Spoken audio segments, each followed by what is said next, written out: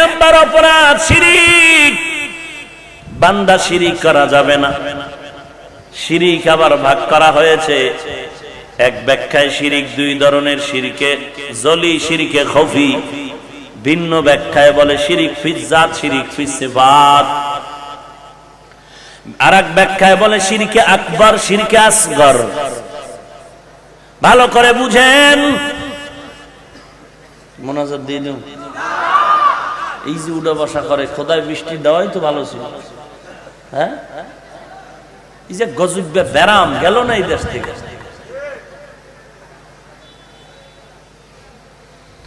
আল্লাহর কাছে হেদায়েতের দোয়া চাও যে আল্লাহ তুমি এই বৃষ্টির মাঝে নিয়ে আসছো, এই মিয়া বৃষ্টির মধ্যে দোয়া কবুল হয়। বয়ে বয়ে দিলটা আল্লাহর দিক ঘুরাইয়া দাও। একটু কি মরণের চিন্তা নাই? এমন একটা দিন নেই যে মানুষের মরণের লাশের খবর নাই। আর অধিকাংশ যুবক যুবক যুবক, এর বড় ভয় আসে না আমাদের?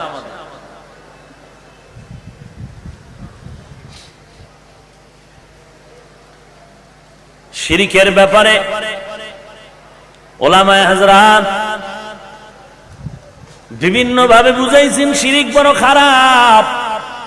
মুসা নবী রাস্তা দিয়া চলছে, বুজুর্গ দেখে পাথরের উপরে ইবাদত করে কত বছর। ডাক দিয়া কয়, রে বুজুর্গ, তুমি এতদিন ইবাদত করো, কি খেয়ে তুমি আছো? বলে আল্লাহ তাআলার দেওয়া রিজিক আমার কাছে হাজির হয়ে যায়। রিজিক দেওয়ার মালিক কে? ওয়া তারযুকু মান তাশাউ বিগাইরি হিসাব।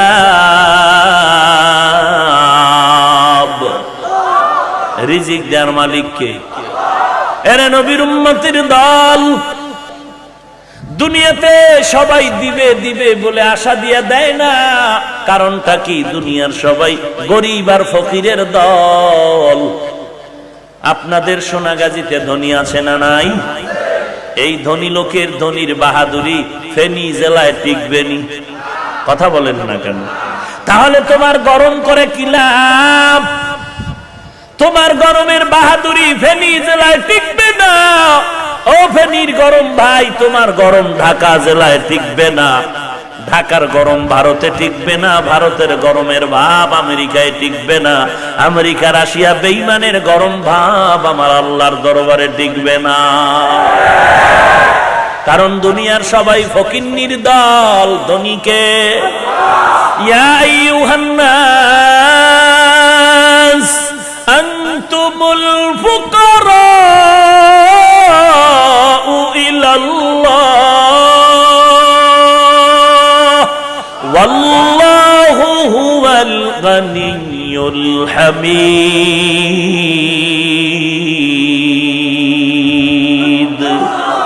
गर तवक्कुल मीकुनी हर सुबह शाम मीरा सनद रिज़्क़ तू अज़ला मक़ाम जुज़्बा हक़ ची ज़े मख़ाज़ इंसुजा फज़ले उ मस्त दर जुमला जहा।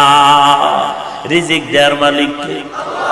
একটু তাকায় দেখো রে বাবা, সকালবেলা পাখিটা বাসার থেকে বেরিয়ে গেল, সারাটা দিন খোলা আসমানের ভেতরে ঘুরলো, সন্ধ্যাবেলা নিজের পেটটা ভরিয়া বাচ্চার খানা নিয়ে বাসায় হাজির হয়ে গেল। ওই উড়ন্ত পাখিরে খানা কে দেয়? ও বান্দা, গর্তের পিপিলিকারে খানা কে দেয়? যেই আল্লাহ ওই নীল তিমি আছে সাগরের মধ্যে, বড় বড় সমুদ্রের মধ্যে নীল তিমি আছে, এক একটা নীল তিমির প্রতিদিনের খানার তালিকা 1000 কেজির মতো চিংড়ি মাছ লাগে। এরে বাবা, এই রিজিক কে দেয়? আল্লাহ যদি নীলতিমিরে 1000 কেজি চিংড়ি খাওয়া পালতে পারে, গর্তের পিপিলিকারেও যদি আল্লাহ রিজিক দিয়া তারে আরামে রাখতে পারে, উড়ন্ত পাখিরে যদি খোদায় রিজিক মতো জিহ্বা বের করে কেন হারামের পেছনে দৌড়াও? একটু যদি ধৈর্য ধারণ করতি, আল্লাহ তাআলা ঘুমের ঘরে রিজিক পাঠায় তোর ঘরে পৌঁছায় দিত। পাগল হয়ে গেছে। হারাম না খাইলে সংসার চলবে না, বিল্ডিং উঠবে না, দোকান চলবে না। এই জমিনে কোটি কোটি টাকার মালিক আছে, একটা টাকাও হারাম খায় না নাই? আমরা হারাম না খাওয়ার কারণে, আমরা চাকরি না করার কারণে তোমার বেতন 50,000, আমার বেতন 5,000, ইমাম পায় 5,000, মুয়াজ্জিন পায় 3,000। ওরে আল্লাহর বান্দা, তুমি আজকে টেনশন করো, তোমার খানা নাই, ঘুম নাই, মাথা গরম, আর ওই 5,000 ওয়ালা ইমামের খবর নাও, 6 মাস বাকি কোনো টেনশন নাই। মুয়াজ্জিনের বেতন 7 মাস বাকি কোনো টেনশন নাই। আরামে খায় আর ঘুমায় আর আল্লাহর জিকির করে সময় কাটায়। এরে নবীর উম্মত, পয়গম্বর মুসা নবী বললেন, ওরে বুজুর্গ, তোমার মনের মধ্যে কোনো চাহিদা আছে কিনা? বলে 2টা চাহিদা আছে। 1 নাম্বার, জীবনে শুনেছি একদিন আমার জমানায় একজন বিখ্যাত নবী আসবেন, তাকে দেখব। 2 নাম্বার, একটু ঠান্ডা পানি পান করার শখ লাগলো আমার। আল্লাহর নবী বলেন, তোমার আশান্বিত নবী আমি, আমাকে দেখে নাও, মনটা ভরে দেখো, আমি সেই জমানার নবী। দেখো দেখো, ভালো করে দেখো। বুজুর্গ দেখলেন, এরপরে দরকার পানি। বলে হ্যাঁ, একটু বসো, আমি পানি নিয়ে আসতেছি। আল্লাহর নবী পানির গ্লাস নিয়ে, পানির পাত্র নিয়ে হাজির হয়ে গেলেন। এসে তাকায় দেখে বুজুর্গ জমিনে আর জিন্দা নাই। নবীর চিন্তা হয়ে গেল, ও দয়ার মালিক, তোমার কি ইনসাফ হবে না রে আল্লাহ? এই বান্দা তোমারে 400 বছর তোমারে ভুলে নাই, হঠাৎ করে পানির আশা করলো, পানিটা না পান করায় কেন নিয়ে গেলা? এটা কি ইনসাফ হলো? আল্লাহ ওহী নাজিল করে বলে, রে নবী, এটা আমার সিদ্ধান্ত, এটাই আমার ইনসাফ। কেমনে বুঝি না, বুঝার চেষ্টা করো। ও নবী, তুমি জবাব দাও, এই বান্দা ইবাদত করছে কার? ও আল্লাহ, আপনার। কত বছর? 400 বছর আপনার ইবাদত করলো। ও নবী, আমাকে বলেন, এই 400 বছর বান্দারে কে রিজিক দিল? আল্লাহ আপনি দিলেন। ও নবী, তুমি বলো, যে আল্লাহ 400 বছর রিজিক দিয়া লালন পালন করলেন, ওই আল্লাহ কি ঠান্ডা পানি দিতে পারতেন না আমার কাছে না চাইয়া? নবী, আপনার কাছে চাইলেন কেন? আপনার কাছে ভরসা করলেন কেন? এই শিরিকের গন্ধ আমি সহ্য করতে পারি না। ভাইরা আমার, আর তুমি শুকরিয়া আদায় করো, হুজুর দোয়া করিয়েন, আমার ছেলেটা এবার চাকরি পেয়েছে, 3 লাখ টাকা গুল দিছি, 50,000 টাকা বেতন আসতেছে, আর ডানে বামে আছে আরো কিছু। হুজুর দোয়া করিয়েন, মোটামুটি ধাক্কায়া টাক্কায়া গরিবের পেটে লাথি মেরে 60-70 হাজার টাকা ইনকাম। দোয়া করবেন, হুজুর নিয়ত করছি আগামী বছর হজ করতে যাব, ছেলে টাকা দিবে, হারাম টাকায় হজ।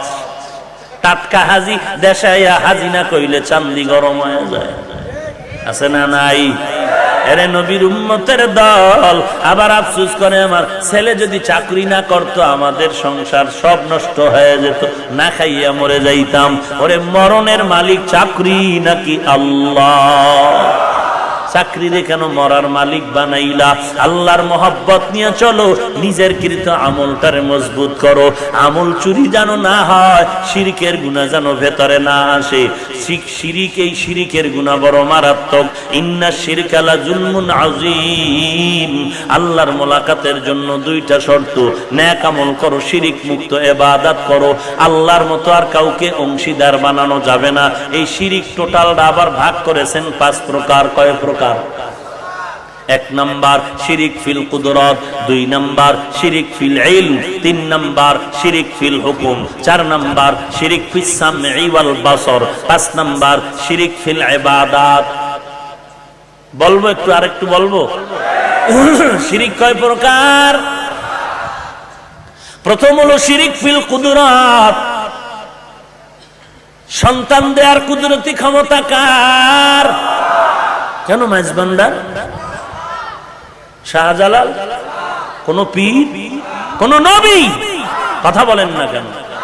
কোন বান্দা কি সন্তান দিতে পারে? এরে নবীর উম্মতের দল, আল্লাহ হলেন সন্তান দেওয়ার মালিক। ওরে বান্দা, তুমি আল্লাহর কাছে সন্তান চাও। 80 বছরের সীমানা পেরিয়ে আল্লাহর কাছে সন্তান চাইলেন পয়গম্বর ইব্রাহিম। রব্বি হাবলি মিনাস সালিহিন। কার কাছে চাইলেন? লিল্লাহি মুলকুস সামাওয়াতি ওয়াল আরদি ইয়াখলুকু মা ইয়াশা ইয়াহাবু লিমান ইয়াশাউ ইনাস ويهب لمن يشاء الذكور أو يزوجهم ذكرانا وإناثا ويجعل من يشاء عقيما إنه عليم قدير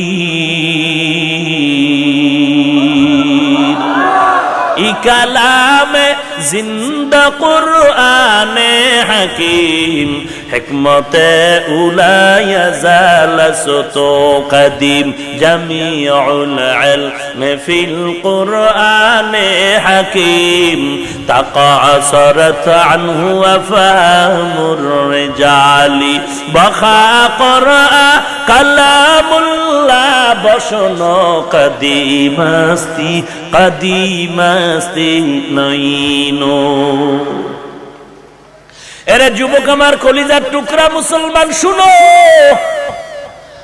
কুদরতের সন্তান দেওয়ার মালিক কে আল্লাহ বলেন আসমান জমিনের মালিকানা যার হাতের মুঠায় ওই আল্লাহর কেমন ক্ষমতা যে আল্লাহ কাউকে সন্তান দেয় ছেলে মেয়ে দেয় কাউকে দোনোটা দেয় কাউকে কোনোটাই দেয় না এ ক্ষমতা কার ওরে নবীর উম্মতের দল ছেলে হইলে বাবায় খুশি হয় মায়ের হাদিয়া দেয় স্ত্রীরে কাপড় চুপড় দেয় মনটা বড় খুশি মেয়ে হইলে স্ত্রীরে বাঁকা নজরে তাকায় এরে আল্লাহর বান্দা স্ত্রীরে যদি তুই দোষ দাও সন্তানের জন্য স্ত্রীকে দোষ না দিয়ে তোর কপালের আগে দিতে হবে আসলে কারোই দোষ না এটা ঈমানদারের বড় পরীক্ষা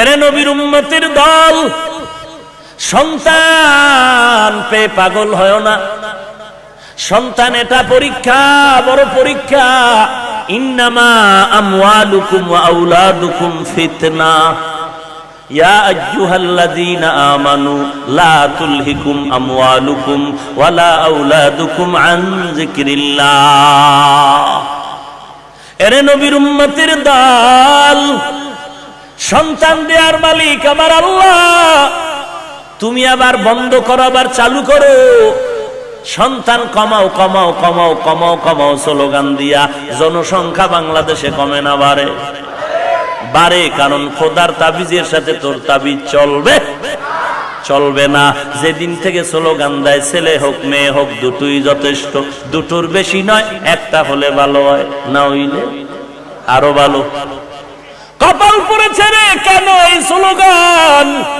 শত বছর আগে মেলথাস থমাস থিওরি প্রণয়ন করলো পৃথিবীতে 100 বছর পর এই জমিনে মানুষ বেড়ে যাবে বেড়ে গেলে থাকার জায়গা সংকুলান হবে না খানার রিজিকের টান পড়বে অতএব এখন থেকে মানুষ কন্ট্রোল করো জন্ম নিয়ন্ত্রণ করো বার কন্ট্রোল করো সন্তানের জন্ম নিয়ন্ত্রণ করো তাড়াতাড়ি সন্তান কমাও মানুষ কমাও আমি বলবো ও মেলথাস থমাস তুমি যদি বলো মানুষ কমাও তুমি কি মানুষ না হলুমান মানুষ না তা তুই আগে মর তোর বউরে মার তুইও মার তোর বউরে মার তোর বাপেরে মার তোর মায়েরে মার নিজেরা মইরা আমরাও গেলাম তোরাও যা নিজে বিয়া করলি সন্তান জন্ম দিলি আবার তারে দিয়া মানুষ বাড়াইলে আর বললি মানুষ কমাও ওরে নবী বলেন এমন মাইয়া বিয়া করবি যেই সংসারের সন্তান বেশি হয় যেই ঘরে বাচ্চা বেশি এমন সন্তান বিয়া কর আমি নবী হাসরের ময়দানে আমার উম্মতের কাতার বেশি হবে আমি গর্ববোধ করব নবীর দাবি শুরু হয়ে গেল যেদিন থেকে বেঈমানের জবানে আওয়াজ ছেলে মেয়ে দুটোর বেশি নয় একটা হলে ভালো হয় ওদিন থেকে আসমানের দাবি শুরু হয়ে গেল একত্রে মায়ের গর্ভে 2 3 4টা 5টা 7টা কথা ঠিক নি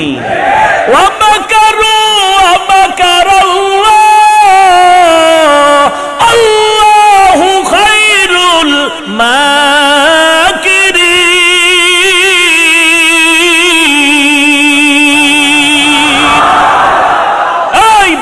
তোর থেকে আল্লাহ কম বুঝে কত আর বাটপারি করবি নমরুদ বড় বাটপার জন্ম নিয়ন্ত্রণের প্রবর্তক হলো পৃথিবীর ইতিহাসে নমরুদ আর এই জন্ম নিয়ন্ত্রণের প্রবর্তকের ডাইরেক্টর হলো ইব্রাহিম নবীর বাবা আজর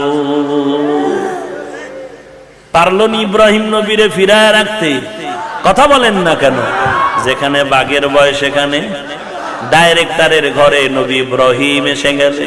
ওরে বান্দা পারবি না, আমার মাওলার কুদরতের সাথে বান্দার কোনো শক্তি চলে না। আল্লাহ পাক বলেন, আমি যেই বাতি জ্বালাবো সেই বাতি কেউ নিভাতে পারবে না। শিরিক করা যাবে না। সন্তান দেওয়ার মালিক কে? আরো জোরে বলেন। ছেলে দেওয়ার মালিক কে? মেয়ে দেওয়ার মালিক কে? ওরে নবীর উম্মত, আমার নবী শ্রেষ্ঠ নবী, মহানবী, বিশ্ব নবী, যার কোনো তুলনা